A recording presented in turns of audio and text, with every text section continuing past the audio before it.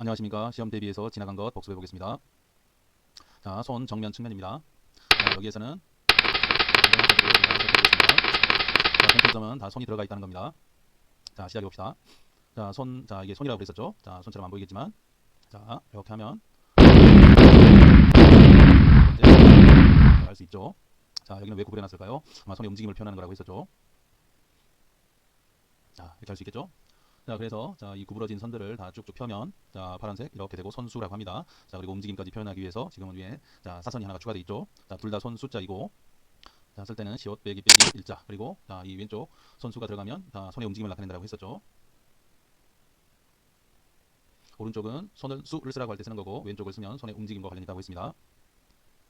자, 그 다음에 오른손을 옆에서 본 모습을 그린 한자는, 자, 우리가 이렇게 해서 이렇게도 쓰고 이렇게도 쓰고 이렇게도 쓰고 총 세 가지로 쓴다고 했습니다. 외울 때는 자, 오른손이니까 자, 오른손에 젓가락을 들고 있다, 그 다음에 포크를 들고 있다, 가위를 들고 있다, 이렇게 생각하면 쉽게 외울 수 있다고 했습니다. 그래서 앞에 있는 손 두 개랑 지금 나온 손 세 개가 모두 손과 관련된 글자입니다. 자, 처음 글자는 자, 위에 빨간 건 그렇죠, 손수고 밑에는 눈목입니다. 자, 어떤 상황일지는 여러 가지 상황을 설정할 수 있겠지만, 지금보다 아닌 걸 간주하면 이렇게 얼굴, 눈 위에 손을 대고 멀리 이렇게 보고 있는 모습일 수 있겠다는 걸 누구나 생각할 수 있을 겁니다.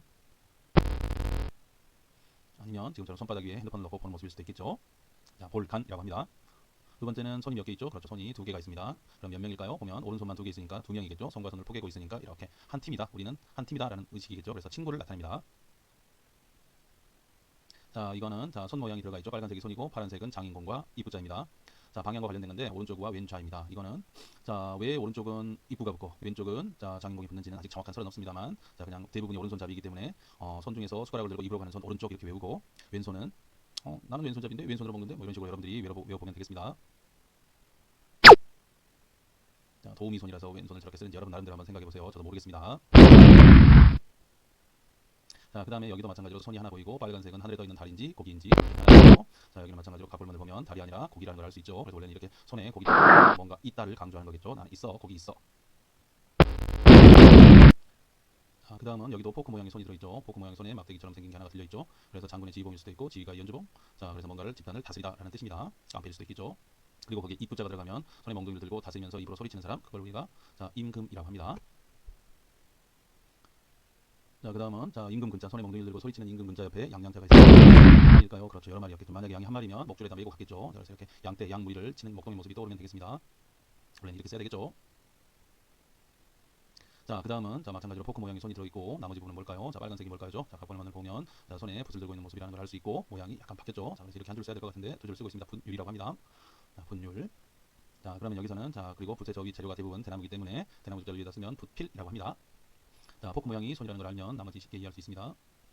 자, 이 세 글자는 비슷비슷하죠. 위에 손에 붓을 들고 있는 모습까지는 똑같고 밑에 부분이 한 획씩 차이가 납니다. 자, 쉽게 외우는 방법 알려드리겠습니다. 11번, 12번, 13번 구별할 수 있어야 됩니다. 꼭.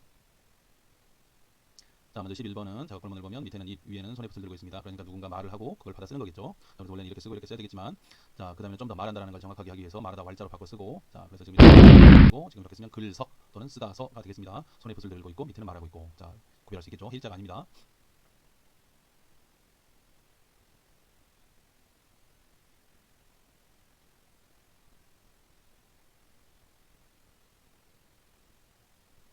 자, 그 다음은 낮주자입니다. 각본문에 보면 손에 붓을 들고 밑에 태양이 그려져 있습니다. 자, 그래서 원래대로 쓰면 이렇게 써야 되겠지만 앞에 쓰다서 글서랑 지금은 이렇게 씁니다. 낮주라고 합니다.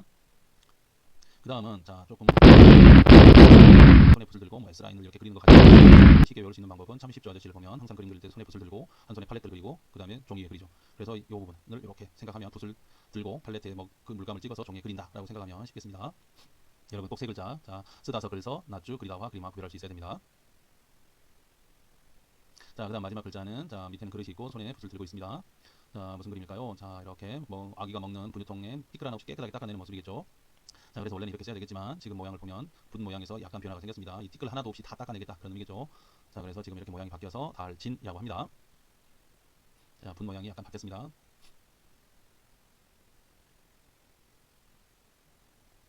자, 그 다음 두 번째는 움켜진 손에 대해서 하겠습니다. 아까까지는 일반적인 손을 말하는 거고 지금은 뭔가를 꽉 움켜잡을 때, 이렇게 뭔가를 꽉 움켜잡을 때는 어떻게 표현하냐, 오른쪽처럼 표현을 합니다. 왜 그런지 보면 각본문에 보면 나무에 달린 이파리나 열매를 꽉 움켜잡으려는 손이 보입니다. 빨간색이죠. 자, 저 손 모양을 그대로 흉내내 보면 이런 속이고, 그래서 손등을 쓰고 손가락 세 개를 이렇게 뭔가를 꽉 움켜잡고 있다 이렇게 생각하면 되고, 손톱조라고 합니다. 그래서 손톱조, 손조라고 하면 뭔가를 꽉 움켜진 손을 나타냅니다. 히어 쓰고 히어 두 번째 첫 번째 이렇게 쓰면 됩니다.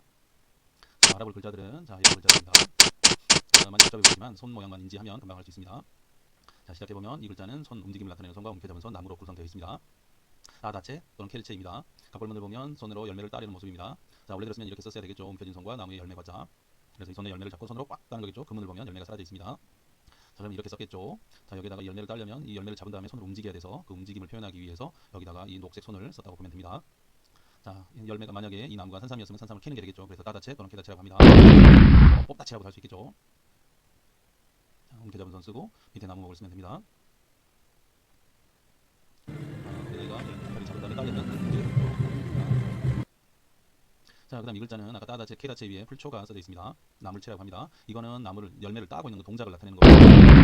라고 물어봤을 때 나 풀 따고 있어. 한자에서는 나물 먹을 수 있는 야채를 다 풀이라고 표현합니다. 그래서 나 따고 있어 라고 해서 이렇게 뜨면 자, 이 사람이 손에 꼭 움켜쥐 나무에서 꼭 움켜잡고 있는 부분이 풀처럼 생긴 거 즉 나물이라는 뜻입니다. 자, 이 글자도 손 모양이 몇 개 들어있는 거죠. 돕다. 자, 각볼문을 보면 움켜잡은 손과 밑에 손이 있고 중간에 막대기처럼 보이는 게 있습니다. 밧줄이나 막대기겠죠. 자, 이렇게 잡아당겨서 구해주는 거겠죠. 자, 움켜잡은 손, 자, 중간에 막대기, 밑에 있는 손. 아마 친구였으니까 도와준 거겠죠. 자, 그래서 도와주려면 줄을 잡아당겨야 되죠. 그걸 표현하기 위해서 옆에다가 손수, 제방편이라고 불리는 손수를 넣습니다. 그래서 돕다, 구하다, 잡아당기다 여러 가지로 우리말로 번역할 수 있겠죠. 결국 잡아당겨서 도와주는 거고 물에 빠진 사람을 구해준 거겠죠.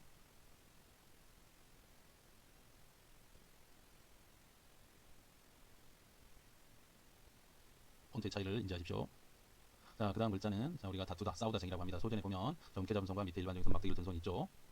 자, 이게 움켜잡는다는 거면 싸우는 모습으로 볼 수 있겠죠. 자, 또 이 밑에 있는 사람이 꼭 몽둥이가 아니라 밑에 맛있는 빵인데 이 빵을 위에 있는 움켜잡는 손이 뺏는 모습도 될 수 있겠죠. 그래서 어찌됐건 다투고 싸우는 모습을 나타냅니다. 자, 손 조자의 모습을 아래보다는 위처럼 쓰길 바랍니다. 자, 이 글자는 좀 여러분 알고 있는 각볼문을 보면 두 사람이 머리채를 잡고 싸우고 있는 모습입니다. 지금 글자에서는 많이 모양이 바뀌었지만 사람 모습이 일자로 바뀌어버렸죠. 그래서 내가 왕이다 내가 왕이다 서로 싸우고 있는 모습 같죠. 자, 그 다음 글자는 자, 각본면을 보면 가운데 위에도 손이 있고 아래도 손이 있고 중간에는 자, 뭐죠? 이게 사다리가 아니고 뭐였죠? 그렇죠, 배입니다. 배 모양이 이렇게 뒤집어져 있는 것 같습니다. 상황을 한번 생각해 보면 자, 배를 타고 바다에 나가서 뭐 하겠죠? 그렇죠, 많은 물고기를 잡았겠죠. 그러면 다시 고향으로 돌아와서 돌아오면 위에서 상자를 꽉 잡으면 밑에 와가지고 하는 거겠죠. 그러면 윗사람 위에 있는 사람은 주는 거고 아래 있는 사람은 받는 거겠죠. 그래서 원래는 이 글자가 주다도 되고 받아도 됐지만 한 글자의 뜻이 둘 다 있으면 헷갈리기 때문에 자, 지금은 받다라고 하고 주다라고 할 때는 줄 때도 움직임이 필요하니까 옆에 제방변을 의미하는 손 숫자를 씁니다. 제방변이라고 불리는데 손수입니다. 움직임을 나타내는 손이다 라고 생각하면 됩니다. 자, 여기까지 자, 이 정도는 알아야 될 내용이었습니다.